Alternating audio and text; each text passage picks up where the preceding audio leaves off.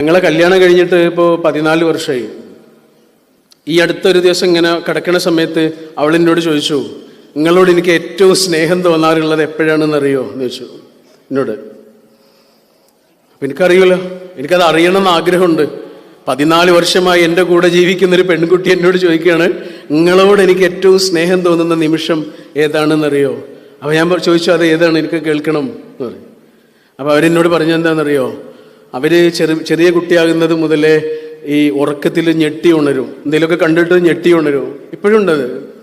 അങ്ങനെ ഞെട്ടി ഉണരുന്ന സമയത്ത് അവർ പറയാ, നിങ്ങൾ എൻ്റെ അടുത്ത് കിടക്കുന്നുണ്ട് എന്ന് അറിഞ്ഞാൽ ഞാൻ നിങ്ങളെങ്ങനെ കെട്ടിപ്പിടിക്കും. അങ്ങനെ കെട്ടിപ്പിടിക്കണ സമയത്ത് നിങ്ങൾ എന്നെ ഇങ്ങനെ കെട്ടിപ്പിടിച്ചിട്ട് ഇങ്ങനെ ഇങ്ങനെ തട്ടിത്തരും. ആ സമയം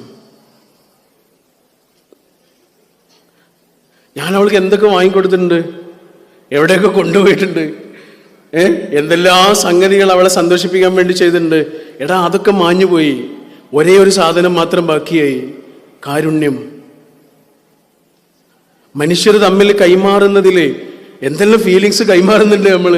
ഒറ്റ സാധനമേ ബാക്കിയാകുള്ളടാ. വെറുതെ പറയണല്ല, കാരുണ്യം.